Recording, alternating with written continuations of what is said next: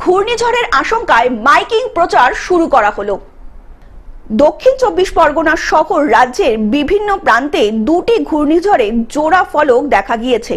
সেই কারণে আবহাওয়া দপ্তরের ঘোষণায় পাথর প্রতিমা, কাকদ্বীপ, নামখানা, গঙ্গাসাগর এবং নদী কূলবর্তী এলাকার মানুষজন এখন থেকে সতর্ক হয়ে নিজেদের প্রয়োজনীয় জিনিসপত্র গোছাতে শুরু করেছেন।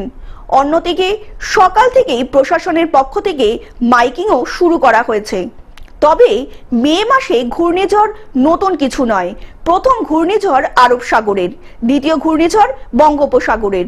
বিগত 15 বছরের মধ্যে একটিবারও এই জোড়া ঘূর্ণিঝড়ের ফলক দেখা যায়নি। তবে এই ঘূর্ণিঝড় কতটা শক্তিশালী তা এখনো পরিষ্কার নয় আবহাওয়া দপ্তরের কাছে। অন্যদিকে যদি এই ঘূর্ণিঝড় না হয় তার নাম হবে মান্থা, যার নামকরণ করা হয়েছে থাইল্যান্ড থেকে।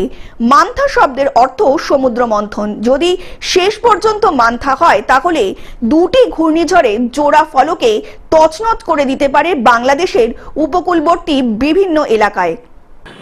এরকম খুব একটা বেশি ইম্প্যাক্ট আমরা এখন পর্যন্ত দেখতে পারিনি, তবে আমরা রেডি আছি যে কোনো সিচুয়েশনের জন্য। আমাদের কোস্টাল এলাকা গুলোতে এনভায়রনমেন্ট থেকে নিয়ে আমাদের রিলিফ শেল্টার, তারপরে রিলিফ মেটেরিয়ালসগুলো আমাদের স্টকে আছে।